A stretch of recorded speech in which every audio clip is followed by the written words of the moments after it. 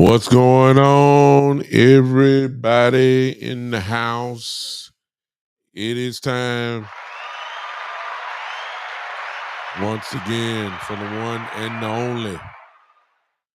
This is the big time show that is being seen and heard live everywhere as we speak. As far as content creators go, it is on the YouTube page of the Big Time Show. It's on Facebook again on the Big Time Show Facebook page. It is on X or Twitter, whichever one you want to call it. It is there live as we speak. And we're ready to rock today with some theory today, with some, I get this not based on factual stuff today. It is based off of innuendo. It's based off of conspiracy today. I hope you guys will join me in my thoughts and my wacky, I guess, wacky things that I may be thinking right now. What's going on, everybody? I'm just gonna tell you that now. I'm not trying to get too factual today because I think this is a period of time when the Cowboys, it's a dead period where they um, bring some stuff up that a lot of people see, but they don't want to comment about it. And this is the area of Stephen and Jerry Jones, what I'm talking about today. This is the area of Stephen Jones that always show up right around this time, right about here, and going further as we get closer to training camp. This is about the time when things start getting a little shaky. And I think I want to get in front of it before it gets, before it shows up. That's what I'm trying to do here on today. So I hope you will hang with me. Hope you join in the comment section. Hope you hit that like button for me. For those that are here, will you hit that like button for me? I need about 20 per person that's here. If you don't mind, will you hit that like button for you, boy? And let's talk. I'll talk. As you know, this show is not going to charge you for your opinions. By no means. I welcome all opinions. I just don't tolerate disrespect and foolishness. Even if your comments are foolish, I allow them because that's just the way that you feel. So I ain't gonna knock you for it. I'm not gonna crush you for it. Just gonna not acknowledge it.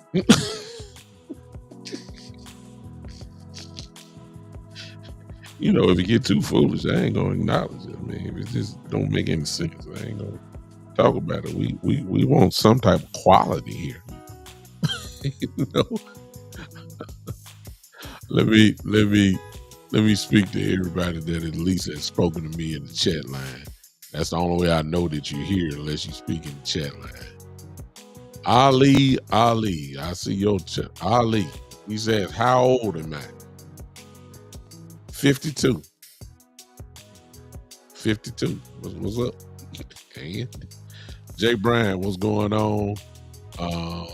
Lil Monster 25254. What's going on, bro? Appreciate you. What's all these? There you go, Center City Neil. See what's up, Robert King? I was born when we won the Super Bowl. You understand? That's the year that started me with the Cowboys as far as my family. 1977. I was 4 years old. And we won the Super Bowl against the Denver Broncos, Super Bowl 12, New Orleans, Louisiana, in the brand new Superdome at the time. And that's where it started. So Senator Hill, thank you for helping me. That's all you need to know. And I've been with the Cowboys ever since. Not as much as I am now. Not invested as a kid like I was, but I was a Cowboy fan. That's all. No, I do not speak Arabic. No, I do not, Ali. I'm sorry. I'm not versed in it. No, sir. Appreciate you popping in, though. I don't speak no Arabic. Where are you speaking to me from, Ali? Are you from out of the country? Since you think I'm Arabic. What's up, Kid Cowboy? Eric Johnson, what's going on? I see y'all.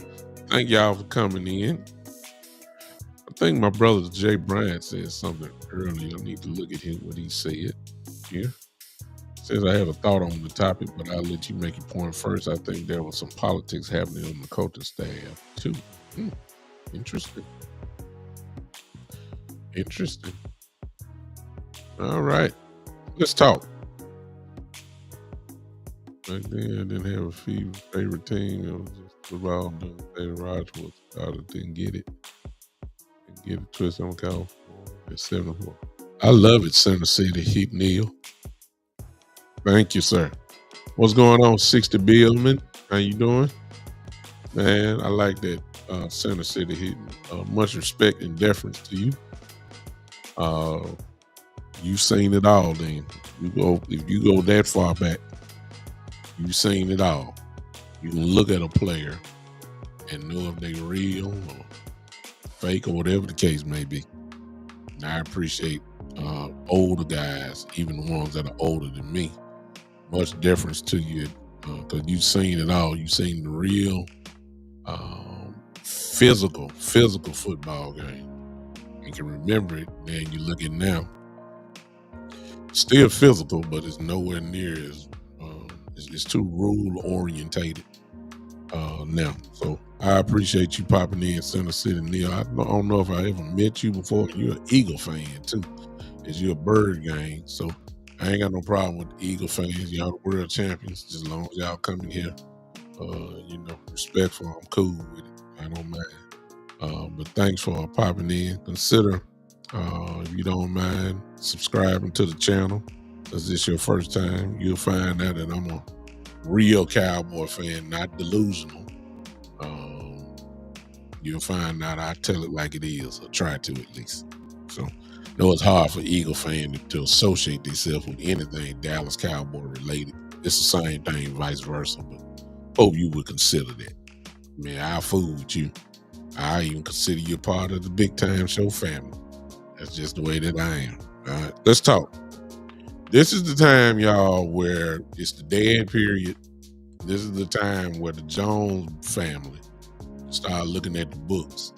This is the time when they have players that they, are loyal to and loyal to contracts as well. What I mean by that is that the player may not be, real good as they thought they would be, but because they were picked in such a high round, or they made the mistake of paying them big money, that even if the person that's behind them on the depth chart is better than they are, they will still play the person that they're loyal to or loyal to the contract to. They will play that person.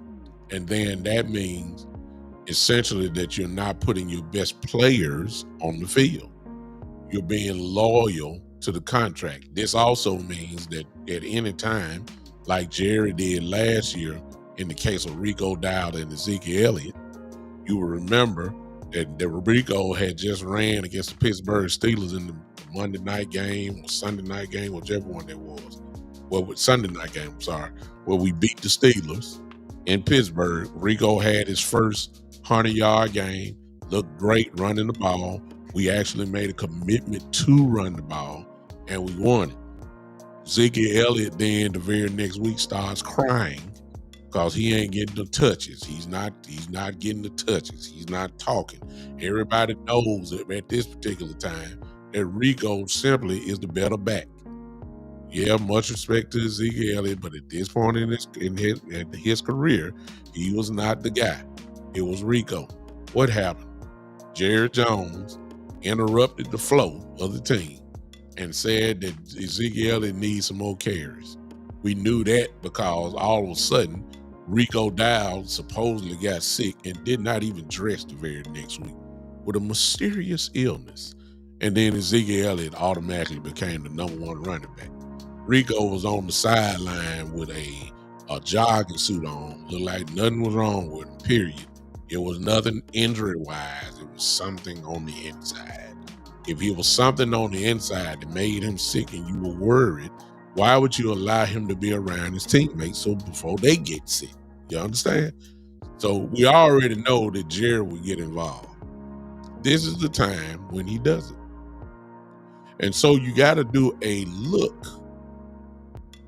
You got to do a look at the roster and even your coaching staff. What did we find out this week? It's amazing how things come out, don't it? If you're a Cowboy fan and have been paying attention to the Dallas Cowboys, what you found out today was that for the first time, we got a little dark cloud over Coach Schottenheimer. Not saying that he shouldn't have. I'm just saying we got a little dark cloud. So far, Coach Schottenheimer has a Boy Scout reputation. He does everything perfect. He says everything perfect. He gets cats out of the trees. He sees an ant ant on the ground. He won't step on it. He'll drop food for it. You know, he smiles at everything. Smiles at all dogs. Smiles at crickets. Smiles at roaches. He's just a perfect dude. But finally, we got a little bit of stain on him now because it's reported that he snitched, according to Brian Broaddus, and went in and snitched and told Jerry Jones this is where he messed up. This is where he messed up. What's up, Maurice? Thank you, sir. Thanks for popping in, though. Seems as if he went in and said, this is where Mike McCarthy messed up in his evaluation or his interview or whatever before he got hired. It's just coming out now. Saying that this is where he messed up and this is where I can do better. This is what I can bring to the table. This is what I can do. And it finally came out, and that helped, and that was the convincing point of not saying the convincing point, but it was one of the points that actually got him hired as the Dallas Cowboy coach. Let's just say it was a contributing factor. How about that? It was a contributing factor of him getting in to be with the Cowboys. And so when we start thinking about those things, could that be considered political politics per se? I think it could be. I think it could be. I think it very well could be. And you got to watch this stuff because this is where, in my view, and over the years being a Cowboy fan, just like even though Center City Neil is not a Cowboy fan, this is the part where I really agree. I believe that this is what ruins teams in a slow but sure way. Because when you start letting politics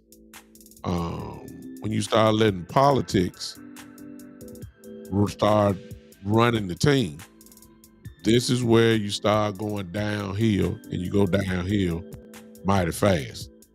And so today, since I saw that, and since I heard that,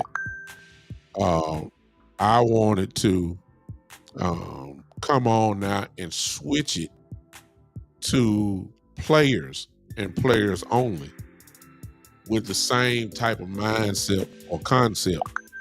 Like, are politics going to enter in for training camp to this point, and then I'll move on. It's not going to be a long show today unless you guys make it long. I'm talking about to the point where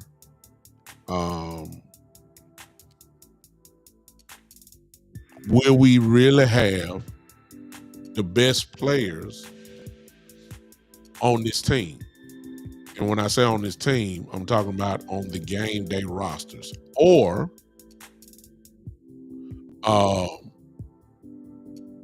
I'm wondering if some of our better players will be on the practice squad instead of the game day roster. That's what I'm talking about. So obviously I'm talking about the bottom tier, because we don't need politics for the upper players, the guys, the Dax and CDs and Pickens and all those guys, the linemen. Those guys got spots. We already know that. Those guys got spots.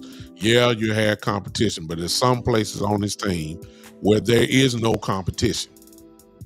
You can go ahead and mark it down.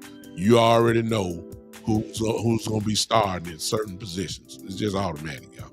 I don't care what you feel about it. I don't care who you don't like, and I don't care if you think this player is good or this player is not good. There are some spots on this team where there is no question that we know that this guy is a starter. We're a starter at our quarterback, whether you like the quarterback or not. Dak Prescott is a starter. You can talk about Milton all you want. You can talk about Will Greer all you want. At the end of the day, we already know that Dak Prescott is a starting quarterback. Those type of guys. We don't even have to talk about competition. The competition is between Milton and Will Greer, not Milton and Dak Prescott, not Will Greer and Dak Prescott. The competition is for number 2 quarterback, not number 1. There's no question. There's no question about that. There's no competition for CeeDee Lamb's spot. None. There's no question. No question. So we don't have to, we don't have to. We'll put that in the category of competition, not politics. The politics, however. Hey, Ronald, I don't know who you are, but I say you Tony Romo's neighbor. First of all, you got to spell his name right. It's Romo, not Romos. So I don't know if you his name or not. Okay. But if you are his neighbor, good. Appreciate you popping in. Roland, thank you for popping in. Al Logan, how you doing, sir? Appreciate you popping in on me. Thank you so much. Thank you to all of you guys that have showed up. I hope you guys share it, and then I hope you guys hit that like button if you don't mind. Exactly, Kid Cowboy. Y'all don't like to recognize you because you always start off with some craziness, but you hit the nail on the head with that one. No question for the kicker. See, we ain't got no competition for Brandon Aubrey. None. If you bring in another kicker, you're just wasting time. You're wasting a good spot. We already know Brandon, unless the only way Brandon Aubrey is not the kicker is unless he gets injured. Plain and simple. If he's not injured, he is your kicker. There's no question about who our kick returner is, right? All pro, kick returner, bottom line, there's nothing to talk about. We all know who our punt returner, kick returner is this year. There's some places on the roster that there is no competition. There is none. We know Kavontae Turpin is our kick returner. Simple. All right. I'm talking about because Perrion Winfrey, the defensive tackle that we picked up from the UFL, the Birmingham Stallions, in which Perrion was a all USFL player. In other words, like an all pro. He was all that. See what I'm saying? He was first team, all defense, all USFL. He was that guy. So he's obviously one of the better players from the USFL, at least in his position. And he comes in now in shape. He comes because he's played the whole spring with the UFL. And now he also comes in with a chip on his shoulder. And he comes in hungry. Why is he hungry? Because he played in the UFL. He's not on the NFL team. He just got a chance. He just got a chance with the Cowboys to possibly make the team. And he's one of the better players. So this dude comes in, with some fire in his belly. Is it good enough for an NFL squad? I don't know. We're going to find out. But will we find out? And here's the reason why.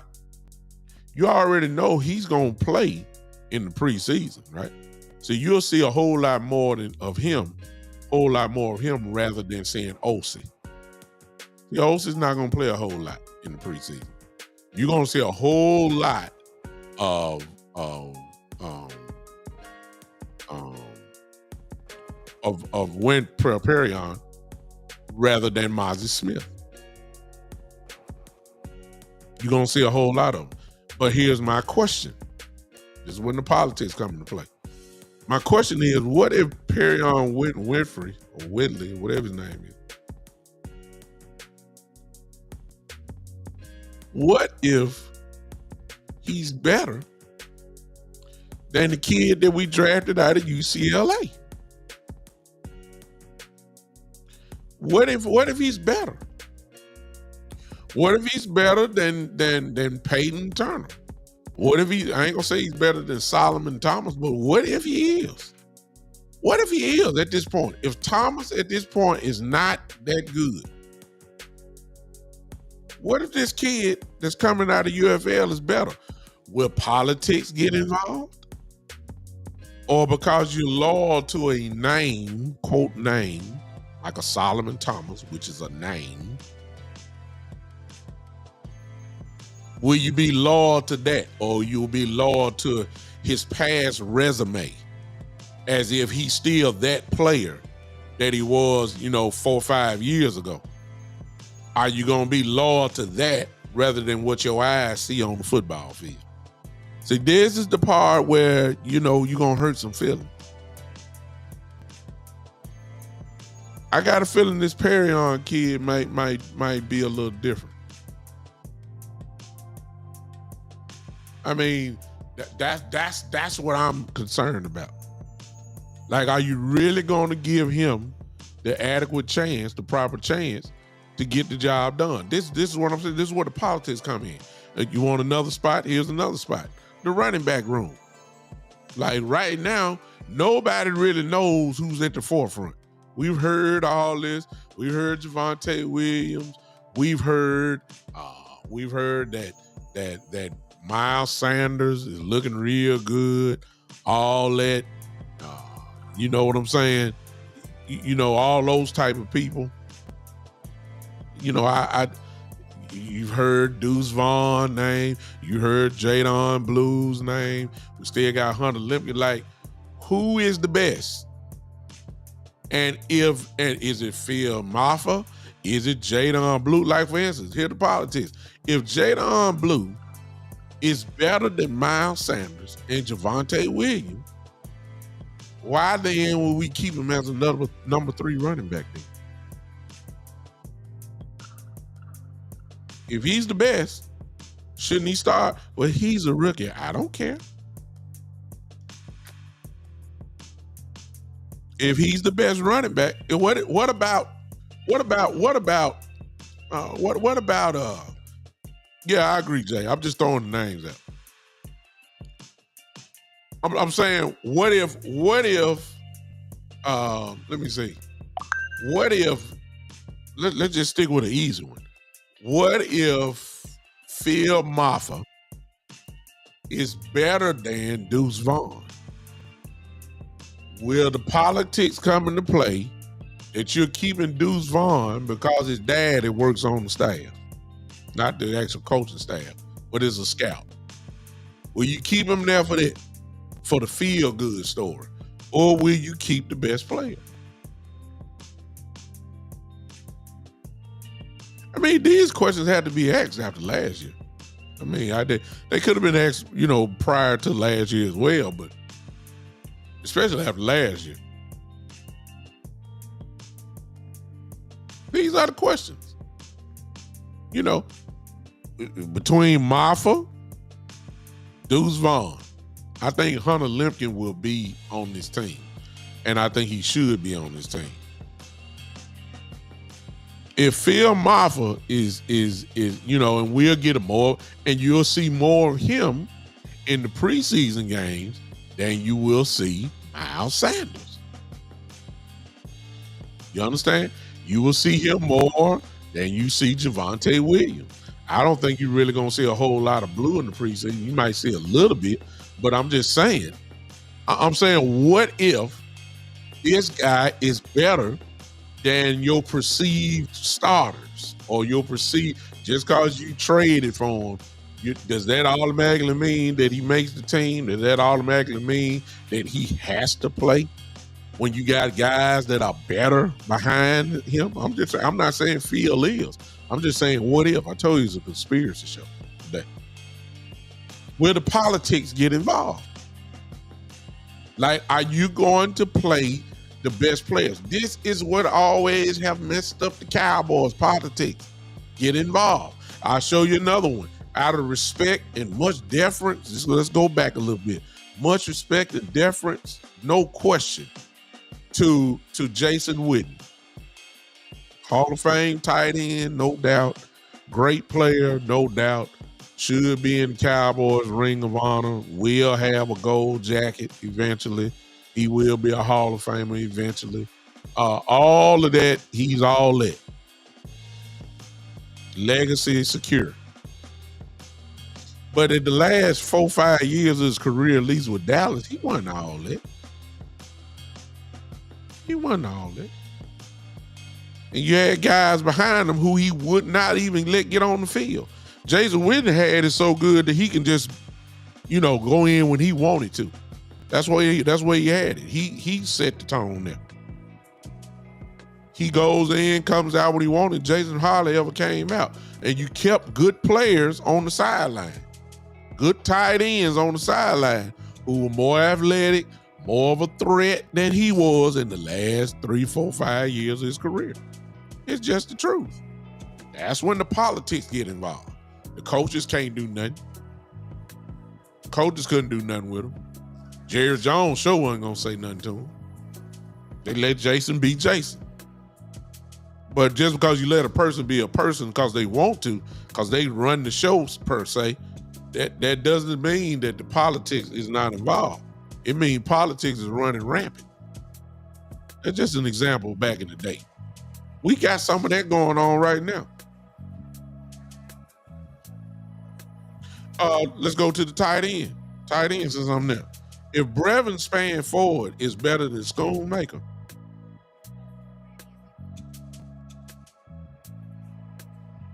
I mean, come on now. Come on now. Come on now. What's up, Terry? I see you, Terry. How you doing?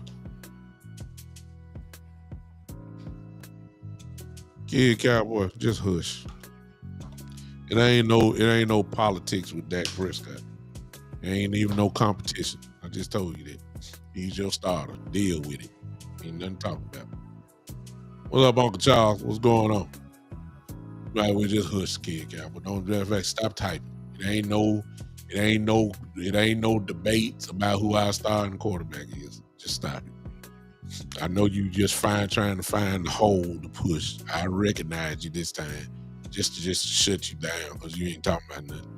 There is no competition with Joe Milton and Dak Prescott. There is competition with Joe Milton and Will Greer for the second quarterback. There's no competition. Not for Dak Prescott. The only way Dak Prescott is not your starting quarterback is unless he's hurt. Other than that, he is your starting quarterback. Matter of fact, let me. I wish I had the ESPN thing there. I made a special thing for you, Kid Cowboy. I did. If I can find it. I made a special thing for you, Kid Cowboy. There it is. Breaking news. That's the ESPN thing. There it is, Kid Cowboy. There's your breaking news. There it is for you, Kid Cowboy. There it is. Breaking news. There it is. Read it. Deal with it.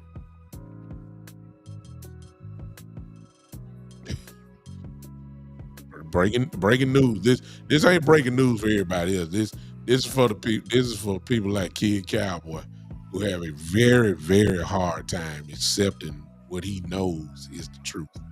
So maybe if we just leave it there for him, maybe he can let it go. Maybe he can let it go. All right. Matter of fact, let me stop taking it down. Let me stop it. Now it's Kid Cowboy. That's okay. All right. All right. I'm saying that in order to have a true fresh start, since we got a very fresh new, coaching staff, fresh head coach who seems to have had his hand imprinted, all over, the organization so far. From the draft room, obviously, he's running all the practices and stuff that we had so far. It would be nice if we could complete It's off season. How you doing, Alfredo Morales? How you doing, sir? I would love for us to complete it by eliminating the potential politics that I see coming. I'm serious, y'all. I'm serious. And unfortunately, this is where we have to be fair. Now I'll go back to the running back room. I guess you could throw in the tight end room as well. We gotta be fair because of this situation here. All right. When it comes to the running back room, if you just remember, I just said, well, what if Phil Maffa is better than Deuce Vaughn? What if Phil Maffa is better than Miles Sanders? And I'm not saying that he is. Okay. I don't know. I don't know if that's the case. I'm just throwing it out. I'm saying if he is better, then are we going to place him in the right spot on the depth chart? Now, the fair part is this.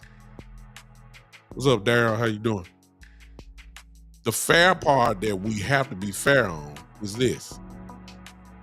As far as fans go and content creators, we're not, well, I'm not. Most of us are not there for the practices. So we not going to be able to see how a Miles Sanders or Javonte Williams or Jadon Blue or none of them, how they really look in practice compared to what we're going to see in the preseason games. Because y'all know how Cowboy fans are. Somebody will just go off like Deuce Vaughn. Deuce Vaughn is a preseason all-world Dallas Cowboy football player in the preseason. He does so well in the preseason every year that people think that Deuce ought to be the starter. That's how bad Deuce does people in the preseason. And people say, "Yeah, we gotta get Deuce Vaughn the ball more." And then as soon as he gets in the game, he does absolutely nothing. Nothing. See what I'm saying? Does absolutely nothing. Comes in and does nothing. All right. And so I'm trying to figure out, like, you got to be fair because we're going to see the preseason games, but we're not going to see the practices. They're going to see both, and they're going to make their decision. This is where we got to trust the coach's eyes, in other words. We got to trust the coach's eyes. We ain't there, so it is right there. Is exactly. I don't think I agree with you, Jay. I'll be honest with you. Unless it's that, and it's quite simple. It was a feel good story. Everybody saw how Deuce got drafted, and his father is the one that called him, and say you want to go to work with me starting Monday morning. That was his indication to let him know that he was drafted by the Cowboys. Great feel good story. I'm saying his dad is still there. Is the politics of his dad is still been there, and that he's a very light kid, and his dad is there and all that type of stuff. And you got to ask these questions, even though it seems very elementary, but you got to ask these questions. Is that's what's gonna keep him there? JVB, what's up? You see what I'm saying? What's up? Keystone in the building. Keystone Cowboy, what's up, Tabs? I'm saying these are the politics that got to be asked. Here's another one, and somebody put it up in the chat earlier. I believe it was Jay Bryan, my brother. Wanye Thomas. Every time he touched the field, something good happened. He's a playmaker. Wanye Thomas, playmaker. Everybody knows that. Know he was a good player. But because of the politics and loyalty to a contract that you gave to both Malik Hooker and Donovan Wilson, you would not let him on the field. Wouldn't let Wanye get on play. The only time Wanye got on the field was special team, kickoffs. But everybody knew Wanye Thomas makes plays. Everybody know that. You don't think we couldn't have afforded a playmaker, at least get some time? No, but because they were loyal to a contract. We're paying Donovan Wilson. Donovan Wilson has to play. We're playing Malik Hooker. Malik Hooker has to play. I'm trying to figure out. I got playmakers on the sideline. Somebody think that Israel Makumo is good. He ain't been on the field in 2 years. He ain't been on the field at least 3 years. Seriously. I'm not saying he should be, because I don't know. But some folks say that Israel can play. I don't know. Is he gonna get a chance this year? You see what I'm saying? If not, some of these guys then are just wasting spots, man. You see what I'm saying? If Wanye, who is a playmaker, Wanye, every time he touched the field, man, something good happened. He's always in the right spots. He always pretty much is around the football. He is a head hunter. He will hit you into next week. And yet, you know what I'm saying? This is where the politics get involved. I'm for one, I'm speaking just as a fan of the Dallas Cowboys and as a person that have played and as a coach on a very lower level. I believe it factors into every level, whatever level you playing, coaching or playing at. You're supposed to put your best players on the field. That's what I've always was taught. If this guy is better than this guy and he's proving it, don't put him on the goddamn practice squad. See, this is where this is where what I'm talking about today happens. It's not gonna happen at the top end of the roster. Not the Pro Bowlers and all pros we got on this team, or former all pros or former Pro Bowl. I ain't talking about them guys. Those spots are secure. I ain't talking about them. I'm talking about from about the middle and on down. The guys that are right at the bottom of the tier, and they're going to be on the team, but the question is, are they going to be on the practice squad or are they going to be at the lower end of the game day roster? And politics gets involved right in here. It's kind of like, let me show you an example. Politics, well, I don't know why, but politics will keep you on the team for some reason. Why was Matt Walesko on this team so many years? Why was he on this team? Everybody know how I ain't gonna talk about it because he's one of the best. If you make the NFL, you're one of the best players in the world. No matter how, quote unquote, sorry we may say. There's only a few guys in this world that can do that. So Matt Walesko found himself on this team. Ball. Y'all remember him. Why these two guys who can't block air? You understand me? Can't block air. Find their way to stay on this squad when there's so many other guys that can play their spots that we've let go of. Matt Walesko is not Josh Ball. Those guys, man, they shouldn't have been on this team, even if they were on the practice squad. Come on now. I don't get it. I don't get it. And that's what kills teams, man. The big end high side of the roster knows. They know these guys who done work and these guys who done for whatever reason find their way to stay on this team when everybody knows they really shouldn't be. This is when Jerry and Steven come into play, y'all. No, some guys are supposed to be on this team. TJ Bass is supposed to be on this team, Kid Cowboy. Exactly. Collins, exactly. These guys, how the West go stay here and Collins get cut? I'm still wondering that question. I wondered that back then. How Josh Ball get to stay? And please don't come to me talking about the flex. They got flex. They can play tackle. They can play center. They can play. Look, and they play all of them. Sorry. I don't get that. I don't get that. I got one sneaky problem. Watch this one, y'all. And please understand, I'm not saying he's supposed to start. Okay? I'm not saying he's supposed to start, but I am saying this dude that I'm about to name is supposed to start some controversy. Watch this. Because I don't know. And I'm going to throw it up, and I already know what y'all going to say before I say it. And in actuality, I would start this person anyway. But if Brock Hoffman is better than BB,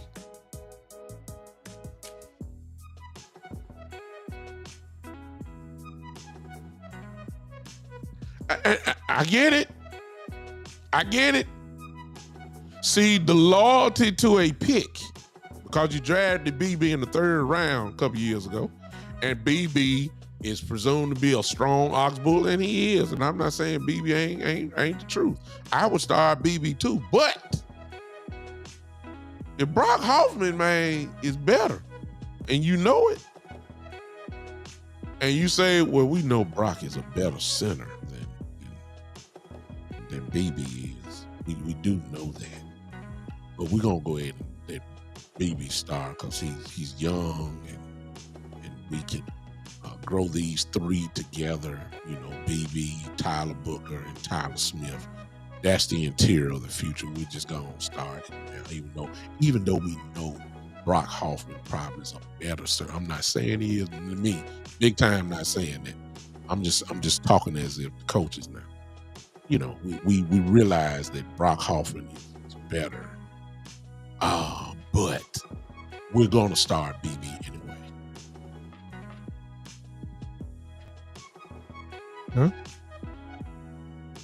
I was just, thank you, William. You beat me to the punch. I was just about to come with that. See on the line, this is what I thought, y'all. This is what I thought. And y'all help me. Help me here.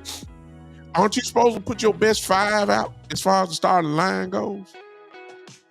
That's what I thought, right? Okay, if that is the case, if Brock Hoffman is the guy, I hear you, Kevin, and that could be very the case. Appreciate you, Kevin, for popping in on me. My conscience is here. Kevin Carter. Okay, watch this. Watch this. Watch this.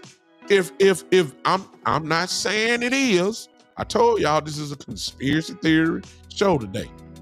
I have no idea knowing, just like y'all don't, because we don't get to see the practices. Nobody ain't said nothing about Hoffman. But everybody was saying stuff about Hoffman last year and this year leading up to this year. However, let's just play the game with me, y'all. I know BB is the starter. I get it. And I agree. But I also know Brock Hoffman is pretty good. How good, I don't know. But let's just say that he's better. Let's just, for the sake of argument, let's just say he's better than BB at center. Well, then, isn't Tyler Smith better than Tyler Guyton at left tackle? Hello. Because BB played guard in college, right? All them tapes y'all saw is him mauling people from the guard position, not the center position. So if Hoffman is better, why not have Hoffman at center, BB at guard, and have Tyler Smith the left tackle? Let's play football. That's the best 5, right? Well, we don't know that. I'm just throwing it out there. I want the best 5. Not saying that our 5 is trash. I'm just saying, since everybody questioning Tyler Guyton, since everybody ain't sure about Tyler Guyton, since everybody still got some skepticism about Tyler Guyton, let's eliminate the skepticism. I know you're loyal to him being drafted in the 1st round. See, that's the politics right there. There's the politics. There's the politics right there. You're not loyal to the skill set of the player. You're loyal to saying that we're not going to give up on Tyler Guyton quite yet. So we're going to play him at left tackle because we got to get what we can get out of this 1st round pick. Instead of putting your best 5 out there. I'm just saying. I'm just saying. I'm just telling y'all.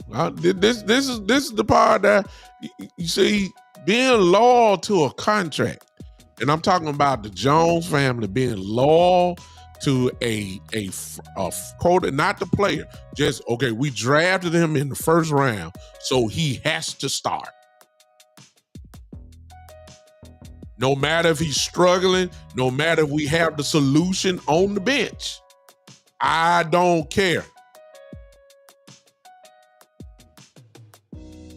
Oh, JVB, boy, I'm not saying change it, as I just said. I'm starting BB because I love what BB can do. We got tape on BB. We got tape on BB to show he's the center. We know we got. I'm not trying to question that. I'm just speaking as if I said he's gonna start some controversy. Brock Hoffman, who can play every position on the line except probably tackle. He can play center and guard. That's fine. But what if he's better? I still got the same question. And I think that's a legitimate question too. I don't really think that. I understand I said conspiracy theory, but I think this one has a little weight. If Brock Hoffman is better at center, and we know, and I agree, there's no moving of Tyler Smith because he'll be an all-pro guard for the rest of his career. Tyler Smith will be. He'll go down, barring injury or anything, serious. He'll go down as our next great guard in our franchise. We may have two of them in Tyler Booker too, I may add. But anyway, Tyler Smith is already on, he's already an all-pro. But I'm saying if Brock Hoffman is that dude, like let me switch now. Let me switch to real life. Let's switch. All right. And I'm hoping Tyler Guyton, comes in and mauls people. I hope he does. But let's play what if. What if he struggles like he did last year? How long are we going to stick with the politics of playing him because he's a first round pick? Like, how long are we going to stick with the plan before we change it? That's my question. If he's not the guy, if he's struggling just like he did last year, if he's struggling, then why not put Hoffman? Because there's the answer right there. I already got the answer. I got the fix. Hoffman at center, BB slide to guard, left guard, and Tyler Smith slips back out the left tackle, which he played in college. I understand he's a guard, and we moved him to guard, and he an all-world guard. We gotta get that, but he ain't forgot how to play tackle, and he can be just as dominant as a left tackle, and that would give you probably your best five, since we got question marks on both both tackles. Since we struggling with that, I got the answer already because I already know about Hoffman. The parts that I seen, I already know about Hoffman. I think he is a tremendous player. He just ain't got the shot. That's the difference. He just hadn't got the shot. If Tyler Guyton is struggling,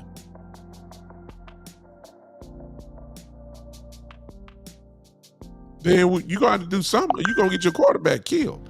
You're playing the blind side of your quarterback. You're going to have to do something. You just can't just let it sit over there. And the answer is not for, in a game, your answer is not scheme-wise. Let's just go ahead and put a tight end over to help out. In a game, that'll help out. But scheme-wise, that's not the solution. I'm just playing the conspiracy theories here. I have no problem with my starting five. I need to make this clear because I don't need nobody coming at me saying that Tyler Guyton, big time say Tyler Guyton should be on the bench. I ain't saying that at all. I'm saying my starting five is Terrence Steele at right guard, Tyler Booker at right guard, Terrence Steele at right tackle, Booker at right guard, BB at center, Tyler Smith at left guard, and Tyler Guyton at left tackle. I'm saying that. That's our starting five. That's who it should be. But I am also saying that right now, as Kevin brought out earlier, Brock Hoffman probably could start on just about almost every other team in this league. Walk in start. That's how good he is. It ain't no questions. It's no question. I believe that he can start just about a whole bunch of teams right now. He's that good. But my question to you guys is, because some of you've already answered. What if Guyton is struggling?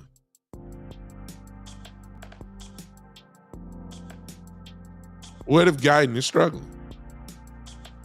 I even throw up another crazy one. Well, let's go with this. And the Cowboys wouldn't move Tyler Smith because this is when Richards would come into play. And you're just let's just play that. What if Richards is better than Guyton? What if Richards is better than Terrence Steele? What if Asim Richards is better than both of them? My question is, okay, if he's better, why are you on the bench? It's really simple to me.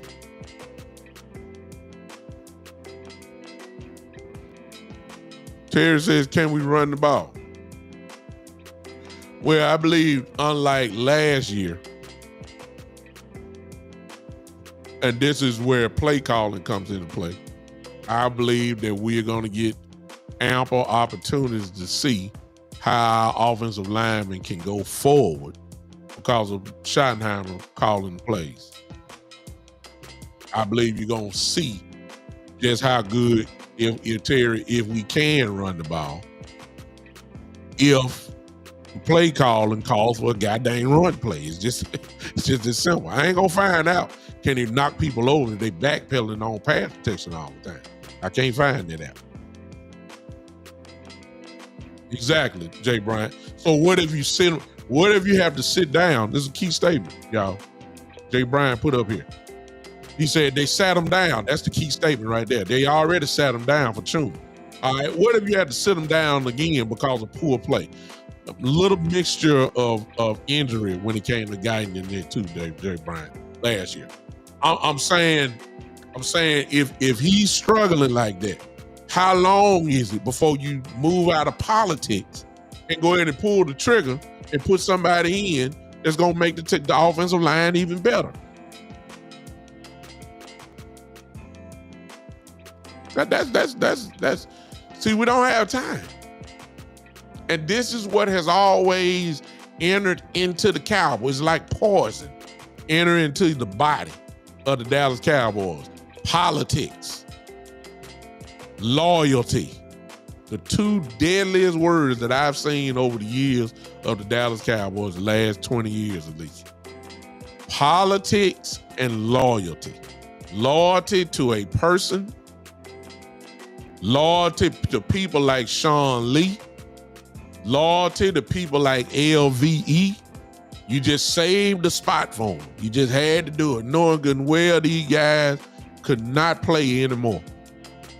Stayed hurt.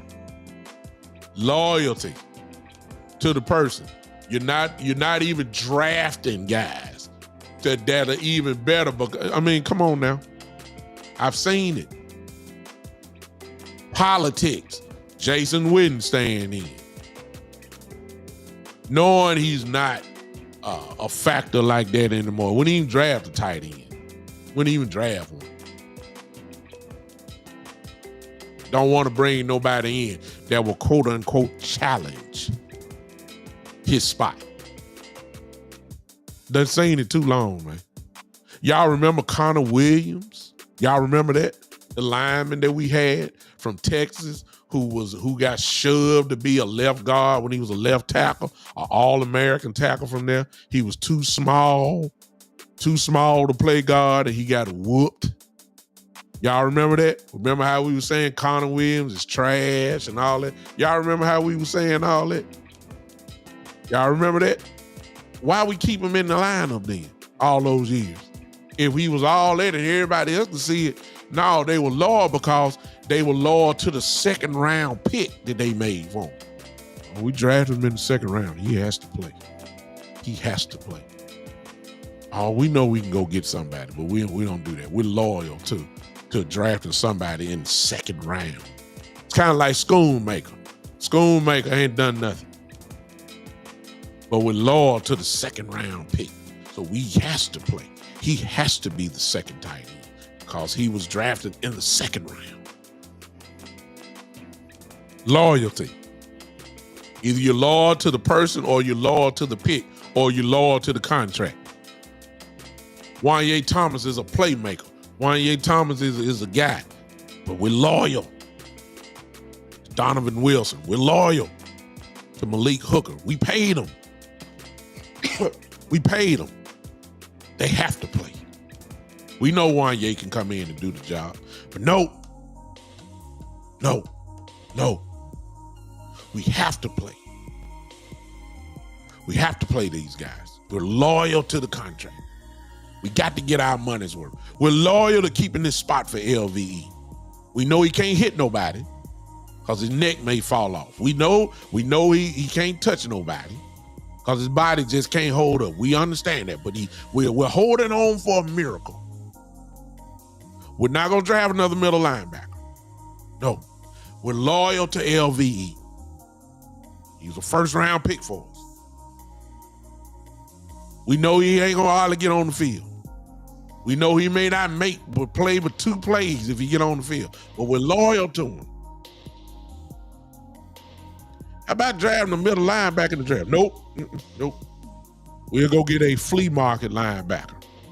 Not gonna draft because we want to wait on LVE. He'll have a whole offseason to recuperate, get his neck right, get it playing. We know that he has real problems in his neck, but we're gonna be loyal to him.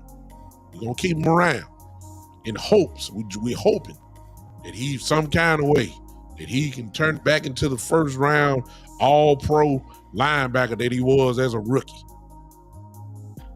Avoiding the obvious. Great as Sean Lee was. Good Lord of mercy. I mean, come on now. I mean, we were loyal to him, for real. We were loyal to him. The truth of the matter is, I even throw one that's really gonna mess y'all up. We were loyal to Dak. I mean, we were loyal to Tony Romo. I mean, how many back? His back way worse than mine. And I done had 3 back surgeries. Romo done had at least 4 or 5. Y'all know this man can't get to, he can't even, the air can't blow too hard and touch his back. He gonna fall out. When you have back problems like myself, me and Romo have had some of the same injuries and same surgeries. Damone Clark, who's had the same exact surgery as I've had, the spinal fusion surgery. Listen to me, it hurts to sneeze. That force when you sneeze, or that force even when you blow your nose, it hurts. I'm telling you from experience, it hurts. You can't even cough too hard. That pain in your back when you had your surgery or prior to your surgery, it will knock you down off your feet. I'm telling y'all the truth. That's just me.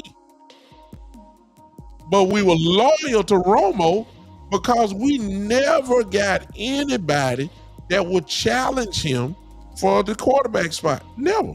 All the interceptions that he threw. And I'm not knocking Romo because Romo was the only thing that kept the franchise together back then. We didn't have nothing else. Absolutely nothing else. I mean, we had T.O., Miles Austin turned into a great receiver for us. We had some players. I ain't going to even insult the guys like Marion Barber, Felix Jones. We had line. We had the great line starting off, little line. We had some players. But we never challenged Romo.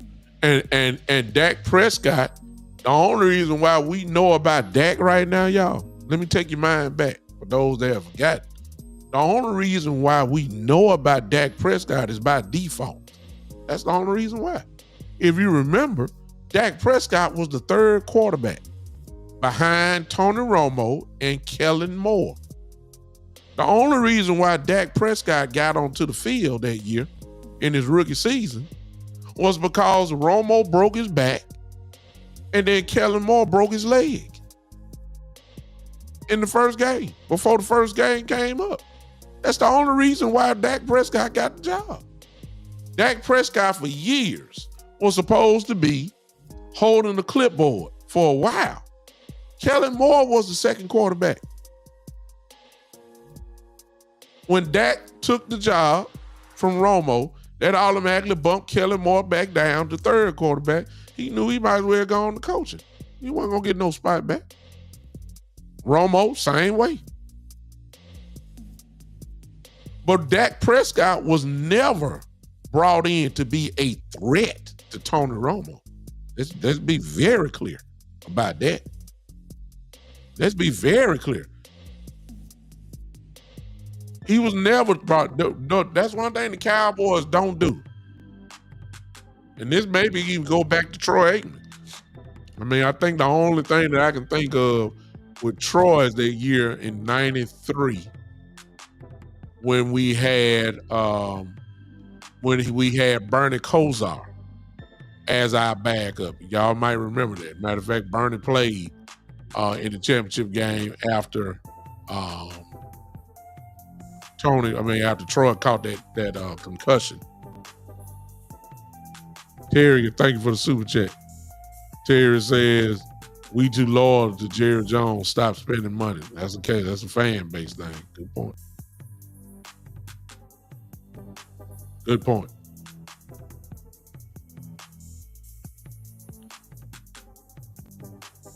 I'm saying with the Cowboys ain't never brought nobody. Berline, that was a good one. But Berline really wasn't a threat. Nobody, I'm saying the Cowboys over the years, the only real threat, if you want to count it as I can't even say it was a threat. It wasn't a threat because he had to wait till he retired, and that was Roger Staubach and Danny White. As good as Danny White was, Danny White, we never saw it. Some of y'all too young. I don't even know why I'm talking this late. I'm just saying. Danny White put up some incredible numbers as a Cowboy quarterback, but it was not until Staubach said, I'm done, and retired that we saw it. Danny White led the Cowboys to, let me use my brain here. 1980 NFC Championship game against the Eagles. Danny White was the quarterback. 81, the 49ers, and that catch by Dwight Clark. That's 2 years in a row championship game. 82, the Redskins.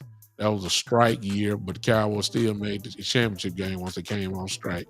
So that's 3 years. 83. That was it. So Danny White brought the Cowboys in his first year really being a starter. He made them. He got them to the championship game 3 straight years. So, he got to be a pretty good quarterback. But I'm saying he wasn't considered a threat. He wasn't considered a threat. To Staubach. Nobody was a threat. Cowboys don't do that. They just don't do it. They ain't really brought in a threat to Dak Prescott. They ain't brought in a threat to, that guy. Hogaboom wasn't a threat. Craig Moore was a little bit too old for the Cowboys at 75 now. He did make the Super Bowl that year in 77 when we beat them. Denver found, I guess, lightning in a bottle with him that 1 year. And that did it. I'm just saying. They hated Danny White because we couldn't never get over the top. But Danny White, man, you go look at his numbers in his regular seasons and the Pro Bowls that he made. Danny White was a pretty good quarterback for us. He just never got over the top. He made it far more than what Dak has done, though. I mean, he made 3 straight years to the NFC Championship game. The difference between him and Staubach was Staubach got us over the hump a couple of years. We got to the Super Bowl. Danny White just knocked at the door. Couldn't get over. Had some real good teams back then. But I'm just saying we really never threatened the quarterback position though.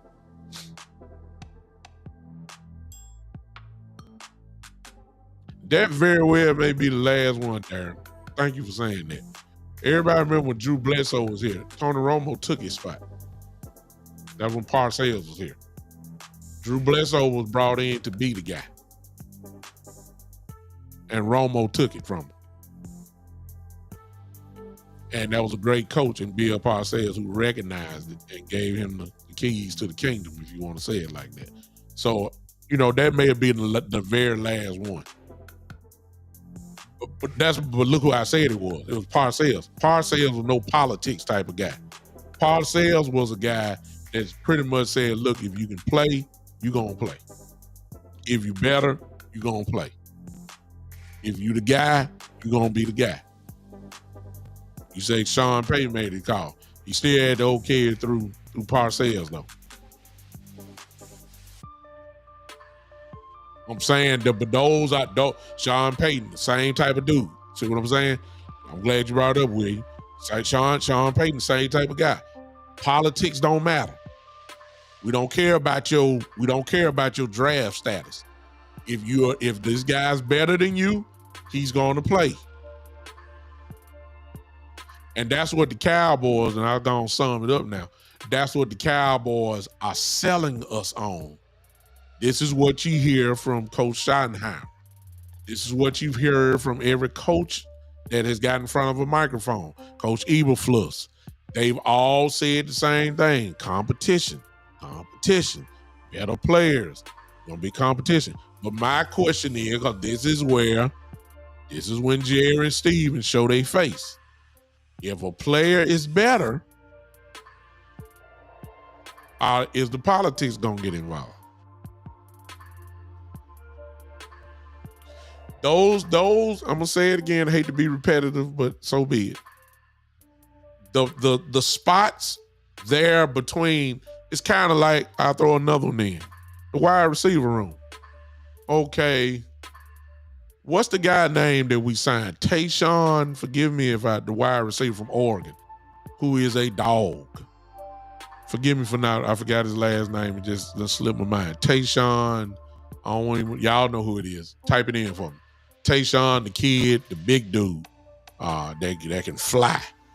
They can flat out run. Tayshawn, goodness, what's his last name? Tayshawn Holden. Thank you, Darryl. Listen to me. If you seen his tape, you see what a dog he is. If he's better than whoever our fifth receiver is or our fourth receiver, is politics gonna keep him out? Like, for instance, let me throw this in.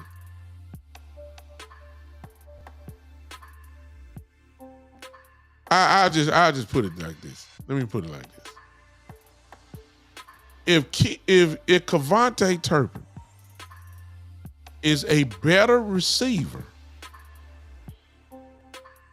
than Jalen Tolbert, are we going to keep Jalen Tolbert on the depth chart ahead of Kevontae Turpin? I mean, because that means, we come out in 3 or 4 wide receiver sets. That means he's going to be out there, Jalen Tolbert. I mean, the Kevontae Turpin will be on the sideline, at least for the point. I'm just saying. I'm just saying. If Trayshawn Holden is better than Kevontae Turpin as receiver, and if he's better than Jalen Tolbert, are we going to move Trayshawn Holden to the right spot on the depth chart? Or is it politics? Well, we drafted Jalen Tolbert in the 3rd round, and we're going to be loyal to Jalen Tolbert's status, his draft status. And we got to get much out of him. And I'm not saying Jalen Tolbert is bad by no means. I'm just saying if it's somebody better than him behind him, are we going, since we're talking about competition, that's what they're trying to sell us on.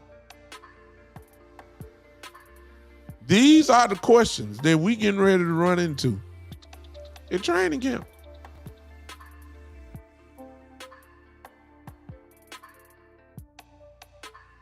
I'm just saying. And I understand it, William. I get it. And he's size and all that matters and all. I get all that. That matters. But I just keep what you just said. If Holden is better than Turpin, if Trayshawn Holden is better than Turpin, then are we going to see Holden jump him on the depth chart rather than going to status quo? That's my question. Since we talking all that stuff, talking all that competition stuff, and okay, in your competition, this man proved to be better than that man. So now what? This is what Steve and Jerry rear their head, y'all. We ain't gonna see it, but it's those meetings that the head coach had with the general manager and all that stuff. And this is what Jerry says. Well, no, we drafted Tobin in the third round. He led our team in touchdowns. We know Trayshawn a little bit more explosive and all that, but Tobin has to play. This is where I'm worried. This is where I'm just a little bit worried. The running back room, I'm definitely worried about that.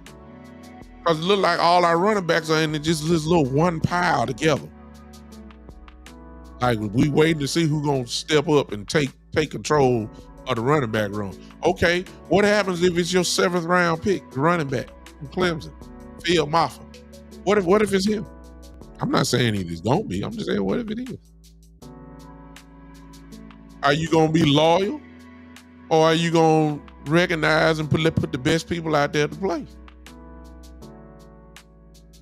If Jaden Blue is better than everybody, I don't care because he's a rookie. If he's better than everybody, then why keep him on the sideline?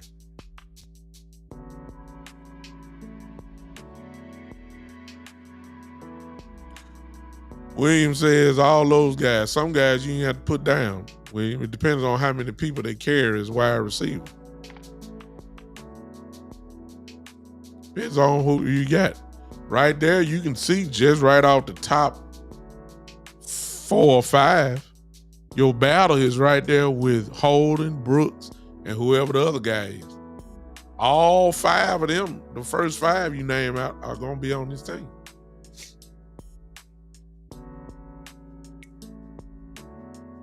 I think you're going to get 6 receivers.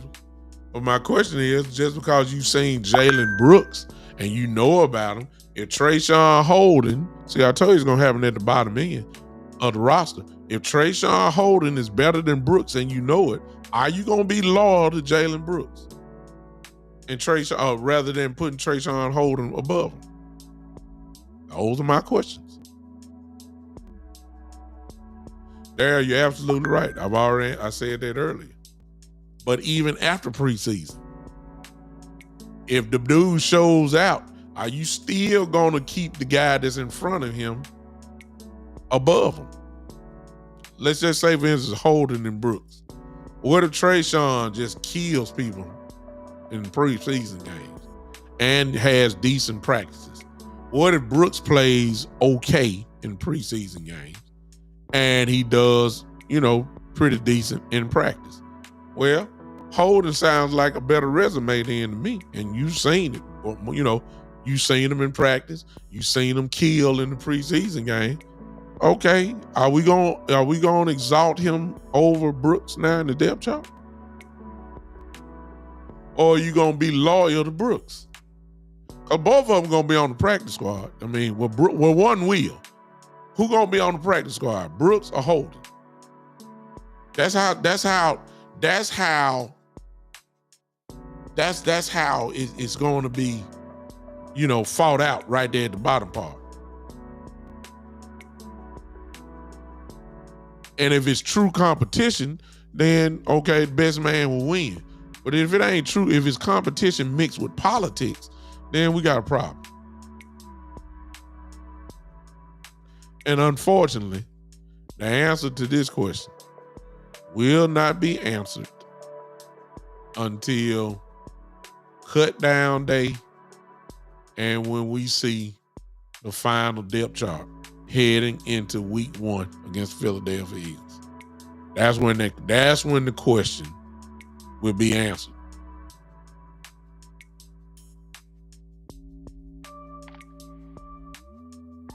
See? That's when the question's gonna be answered.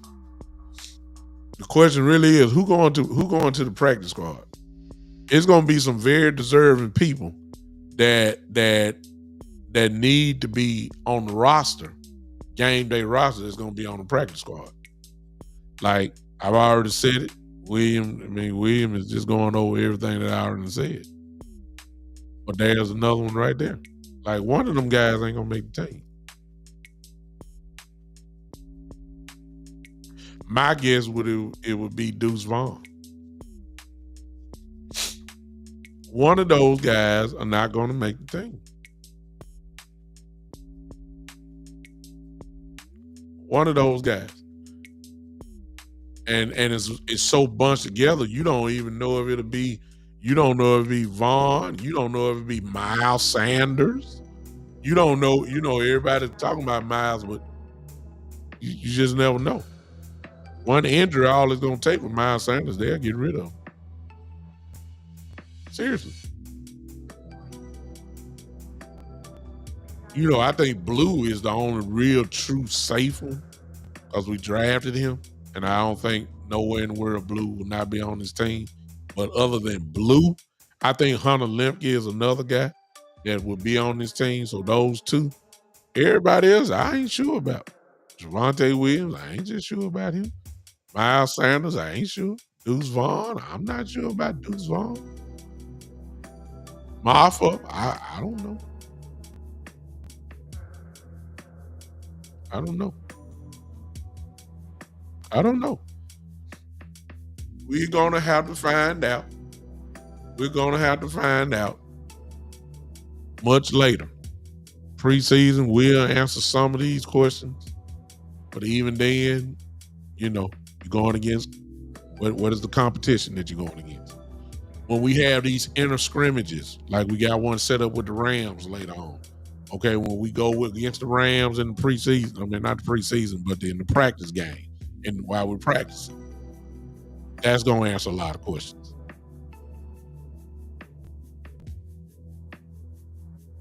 If y'all don't think politics and conspiracy is not a part of this, you crazy. You crazy.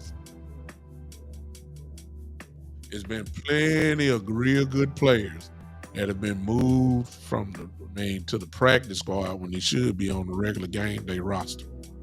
And then there's been plenty of guys, of course, who've been cut that should have made this team, but because the Cowboys were essentially holding a spot, like a LVE and a Sean Lee back in the day, those type of guys that we just messed up.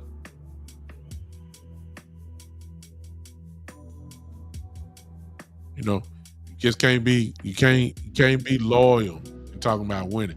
This is what can kill all these strides that we've made, this entire off season. When you start putting the politics into play, this is when you start messing stuff up. I appreciate y'all hanging with me for this conspiracy theory situation. I appreciate y'all. Listen, I need everybody on here before we go. I need you guys to hit that like button for me.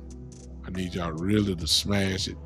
Everybody that's here, if you don't mind, give me 20 a piece. If you're on Twitter, just double tap that screen. You should see those hearts pop up, whatever. If you're on Facebook, of course, you hit the like button or heart button, whichever one you want to do. That's fine. If you're on YouTube, you double tap that screen. You'll still like. I need you to jam it up for me if you don't mind. Help your boy out.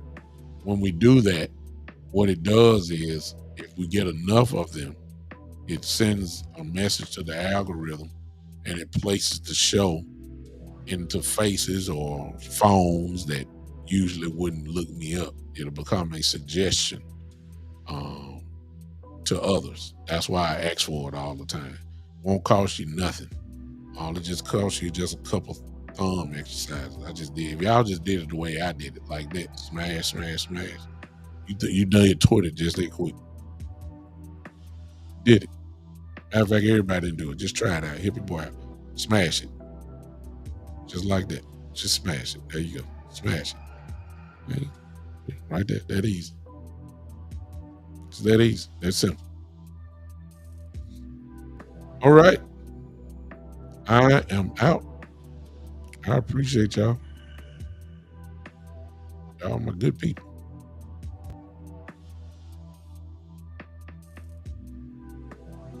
Y'all take it easy. I'm out of here. Oh, by the way, my son, I came on late because I had to go to Mississippi today. Hernando, Mississippi. My son's tournament there in the national championship tournament. BG or something. I'm quite sure a lot of folks got national championship today, but anyway, that's what they call it. Tournament was today, and they won their first game. They'll be in the semifinals tomorrow morning. And can you believe this? They got these kids. The first game is at 8 o'clock in the morning. Kids, 10 and 11-year-old kids. Their first game is at 8 o'clock. And of course, I stay 36 minutes away from where the game is. So it's going to be an early morning. Not for me, because I got to be at the church. It's going to be an early morning for my wife and my son. And then if they win the game, their championship game then is at 1 o'clock. I will be there for that. If they win, of course. I will be there for that. That game is at 1 o'clock tomorrow. So good luck to my son tomorrow as they try to win the championship. His AAU team is awesome. They won by 20. Let me say they won 38 to 14 today. They played a real good, solid game, and once that run happened, I think they went on a 7-0 run, and that just opened everything up. And they just let loose then. Once they got on that run, that hypeness got there. I think one of his teammates hit a 3, another one, and then he hit another 3, and then my son got a rebound and put back in. Excuse me, that was a 8-0 run. I'm sorry. They were hype after that. It just glided on the way. Basketball is a game of runs. Make no difference how old they are. It's the same thing. So, gonna be a very busy day tomorrow. William, you beautiful, son. William, look what William put down. See, it ain't 53, y'all. See, look at this. Look at that. See, ain't a lot of spots open.